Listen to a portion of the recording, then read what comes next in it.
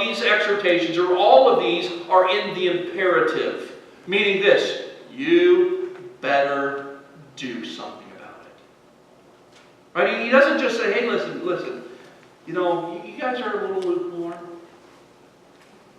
You don't like that. You might want to do some things about that. You know, you guys, you've left your first love. Maybe you should do... No, he doesn't say maybe. He says you better. You better change some things.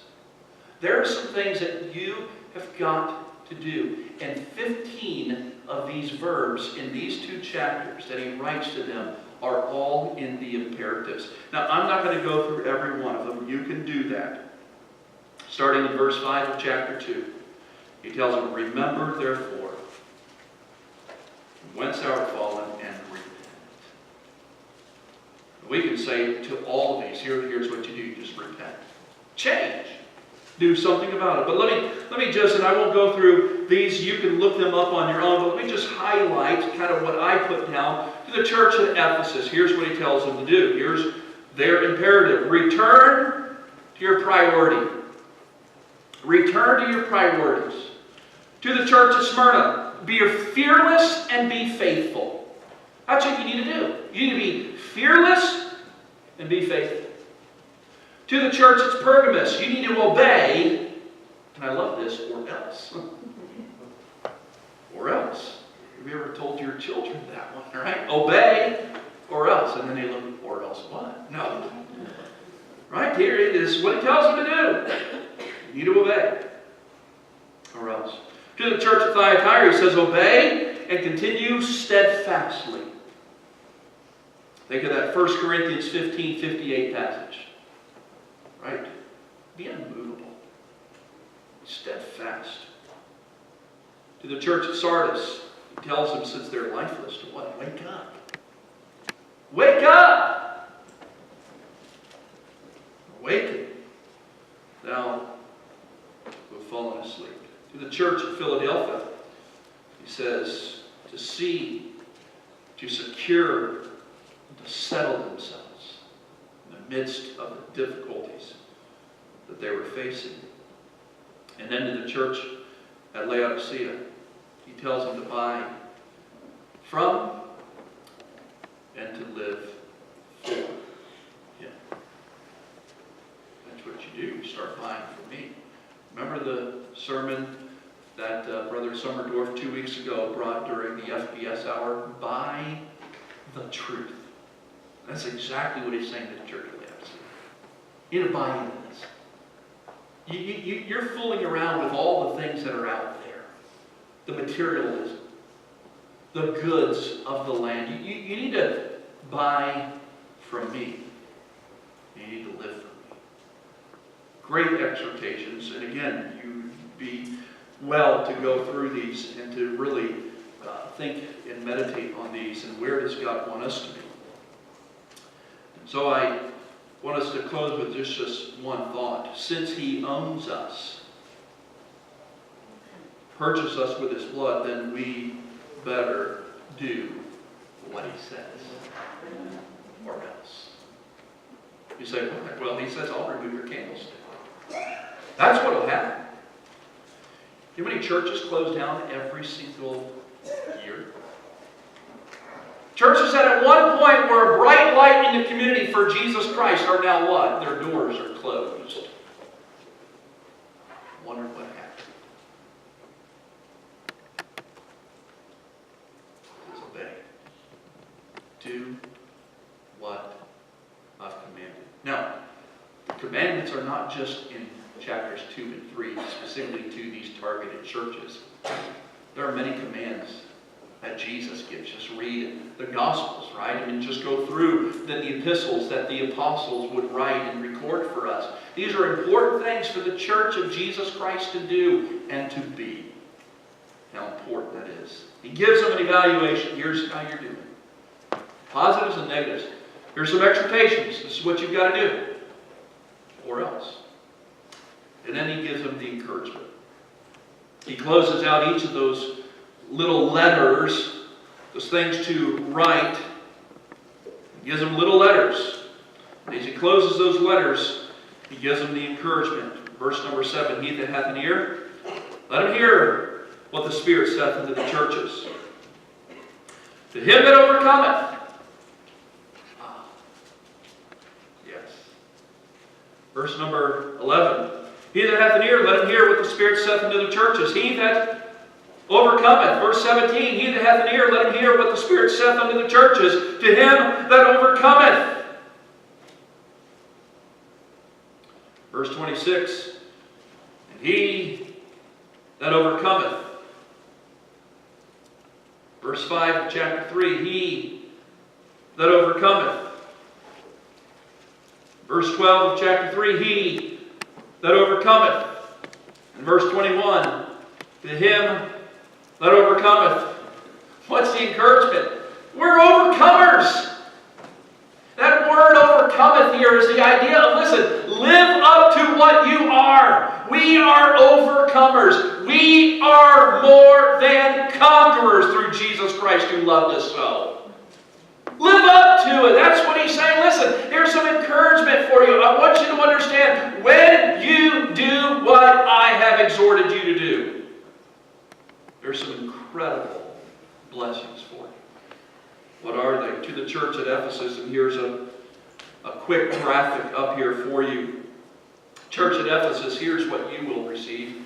You probably can't read that, so I'll read it for you. You'll receive the tree of life. To the church of Smyrna, you'll receive a crown of life. To the church of Pergamos, you'll eat hidden manna. You'll be given a white stone, and you'll have a new name written. We sing the song, there's a new name written down in glory, right? Well, that's not from this, but that sounded good. All right, to the church of Thyatira, what? There's participation of his authority. You will rule and reign. You'll have position of his glory. To the church of Sardis, you'll have white garments. You'll have the book of life. You'll have the confession of his name. To the church of Philadelphia, you'll have spiritual honor, spiritual stability, spiritual inclusion, spiritual citizenship, and spiritual intimacy. And to the church of Laodicea, you will reign with Christ. Want to be overcomers? Yeah. This is good stuff. And he writes to the churches and he says, listen, live up to what you are, or be what you are. You know, if we were to go back to these areas and look and try to find a true Bible-believing, Bible-teaching church in these areas, you're not going to find them. How sad. It tells us what? They did not heed what he exhorted them to. And as a result, what? Their light has been snuffed out. Don't lose their salvation. That's another message for another time. But what? Their testimony was removed. Remember last week. That's exactly what chapter 1, the last part of chapter 1 was all about. This testimony. The testimony of Jesus Christ. So as we close this morning and as we prepare to partake of communion here in just a moment, we have to learn from these 7 churches. 7 thoughts I just want to leave with you, representing these 7 churches. And if you're writing this down, you're probably not going to get through all of it. So if you need to see me about them, that's fine. We'll do that. Number 1. Remember this as he's writing this. This is not about us. This is about him. This is the church of God. This is the church of God. People say, oh, I belong to Bethel Baptist Church. No, I belong to the church of God. We meet at 1111 West Chatham Street, right? That's what's important. Number 2, we learn this. Doctrine and morality go hand in hand. And I said that from the very beginning as we began this study. That what? Right belief leads to right behavior. Doctrine is important, for doctrine carries out morality. Number 3, all truth must be balanced with love. Number 4, let's not compromise our convictions and his commandments. Don't compromise. Oftentimes, here's what people do. Man, I don't really have any convictions. Well, convictions basically come from what? Principles in the Word of God. They're not commandments. Commandments are easy. It's black and white. It's simple. Or, I guess if you have a red letter edition of the Bible, they're red, right? But they're very simple and they're laid out. But convictions come from principles that are found in the Word of God. Number 5, our relationship with Jesus Christ is of utmost importance. Our relationship with Jesus Christ is of utmost importance. Relationship with friends, even sad to say, family, is not of utmost importance. It's your relationship to Jesus Christ. For in that relationship you may lose not only friends, but sometimes you may even lose family. Number 6, take action when opportunities arise to share the gospel. In essence, all 7 of these letters speak of their what? Their witness. What? Share Jesus Christ. How are you going to share Jesus Christ if you have all these problems? Sure them up. But number 7, we need to have both passion and discernment to live for Jesus Christ. And maybe I could add there, especially in this day. Do you have passion? Oh, man. That person, what is wrong with them? Wow. Man, I was only talking about is Jesus. Can I just stop this? Oh, man. But have some discernment to live out that passion. And so as we look at this, God says, or Jesus says, I know my church. I know what's going on. And I'll close with a quote from one of the commentaries that says this. The significance of this is that the Christian church as a whole is perceived as being in poor condition. Since not only not only are the healthy churches in a minority, but the literary pattern points to this emphasis because the churches in the worst condition from the literary boundaries of the letters and the churches with serious problems form the very core of this presentation. In essence, here's what we're saying. The churches are not in the right place.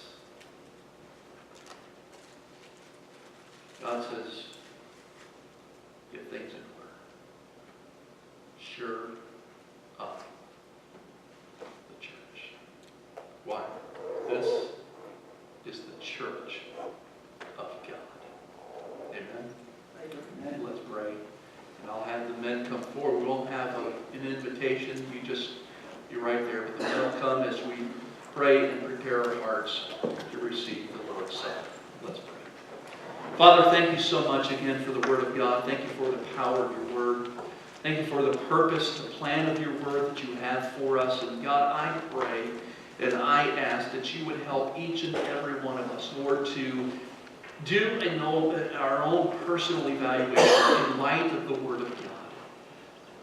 We would examine ourselves even as we are instructed here, as Paul writes to the church of Corinth, as we prepare for communion, that we would examine ourselves. Father, after examining, that we will confess any known sin that perhaps may be in our lives. God, thank you for your word. Thank you for the truth and the power and the authority of it. I pray that you will use it in our own personal lives. In Jesus' name we pray. Amen.